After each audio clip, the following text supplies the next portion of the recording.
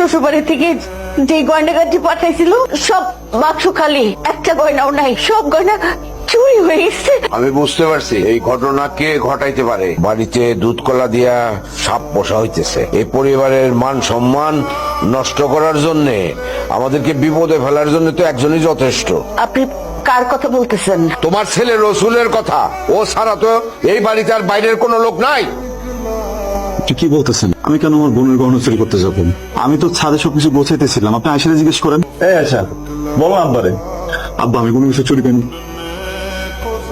আব্বা আব্বা, এই কে তোর আব্বা? হ্যাঁ, আমি তোর বাবা না। আমাকে আব্বা আব্বা বলার কোনো দরকার নাই। আমার ছেলে মেয়ে আছে, কোন চোর আমার ছেলে হইতে পারে না। আমার রসুলরে এই শিক্ষা দিয়ে বড় করি নাই যে নিজের বোনের গয়না চুরি করবে। আমার মান সম্মান আর কোনো কিছুই থাকলো না। আপনি একটা কাজ করেন, যে আমাদের এলাকার স্বপন কমিশনার আছে, সে তো আমাদের 5 কাঠা জমি কিনতে চাইছিল। এমন বিপদের সময়ে হয়তো একটু কম পাবো, কিন্তু নগদ টাকা তো পাবো, বোনের বিয়ার তো দিতে পারবো। তুই এই বাড়ি থেকে চলে যা, যেদিকে দুই চোখ যায় সেদিকে চলে যা। ওরা তোরে বুঝতে পারে নাই, ওরা তোরে চোর ভাবছে। তোমার মাথাটা কাজ করতেছে না। তোমার তো বোন আমার, ওর বিয়ের আগে এইভাবে গহনাগুলো চুরি হলো।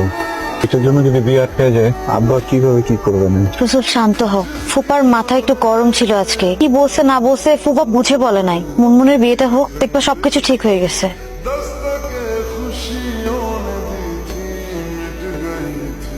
আমি এখন কোথায় যাবো আয়সা? এই শহরে তো আমার আর কেউ নাই। নিজের পরিবার আমার চোর বানায় দিল। তুমি এক কাজ করো, গ্রামে চলো। আমি শিওর এই সময় তোমাকে আব্বা ফিরাই দিবে না। মামা যদি আমার বিশ্বাস করে, মামা যদি আমার চোর ভাবে, আর যদি আমার আব্বারে ফোন দেয়, আমি তো চুরিটা করি নাই।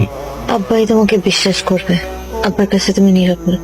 তুমি ঘরের মধ্যে ঢুকে এরকম নাইম নাইম করে চিল্লাচিল্লি করছো, বলো নাকি? বলো তো। আপনার আদরের সন্তান নাইম তার আদরের ছোট বোনের শ্বশুর বাড়ি থেকে পাঠানো গয়না বিক্রি করছে 1 কোটি টাকায়। সেই টাকা দিয়ে জুয়া খেলে পুরো টাকাই হারছে। আপনারে দিয়ে অল্প টাকায় জায়গা বিক্রি করাইছে আমার কাছে, সেটা হইলেও হইতো। সে বাপের জায়গা বিক্রি করে, সেইখান থেকে কমিশন খাইছে 10 লাখ টাকা, সেই টাকাও জুয়ার বোর্ডে হারছে। সে দিনের পর দিন আমার কাছ থেকে টাকা ধার নিয়ে আমারই জুয়ার বোর্ডে হারাইছে। সে ধারের পরিমাণ কত জানে? 80 লাখ টাকা। কাকা, আমার টাকার প্রতি মায়া আছে, কারণ টাকার গায়ে ব্যথা আছে। আপনি হয় আমার এই 80 লাখ টাকা এখন দেবেন, নাহলে আপনার বাড়িটা আমার কাছে বিক্রি করে দিবেন। অমানুষকে তুই জন্ম দিছ আয়সা, আমার সোনার টুকরা সন্তানের চাইতে বড় সন্তান রসুল রে আমি এই বাড়ি থেকে বাইর করে দিছি। আমি ও কতবার আমার বাবা বাবা বলে ডাকছে, আমি ওর ডাক পর্যন্ত শুনতে চাই নাই।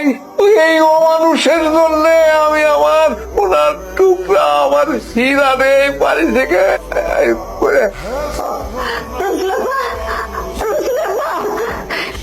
সম্পত্তি বিলাইতে ভালো কথা, কিন্তু একটা কথা মনে রাখিস বাবা, বিলাইতে গিয়া নিজে বিলীন হয়ে যাস। তুমি আমার জমিগুলো বেচার চেষ্টা করো। খেজুর বাগের জমিটা আমার বাপের স্বপ্ন, তার সারা জীবনের ইচ্ছা এখানে একটা গণালয় তৈরি হবে। এই স্বপ্নটা যদি কোনোভাবে ভেঙে যায়, আমার বাপ অনেক কষ্ট হয়। তার স্বপ্নটা পূরণ করে দিয়ে যদি ভালোবাসা নাও পাই, তার মুখের হাসিটুকু তো পাবো নাকি? তাহলে আমি জমিগুলো ব্যবস্থা করতেছি বেচার। কালকের মধ্যে আমি তোর টাকার ব্যবস্থা করে দেবো। যদি তাতেও না হয়, তাহলে আমি আমার নিজের সম্পত্তিও বিক্রি করে দেবো।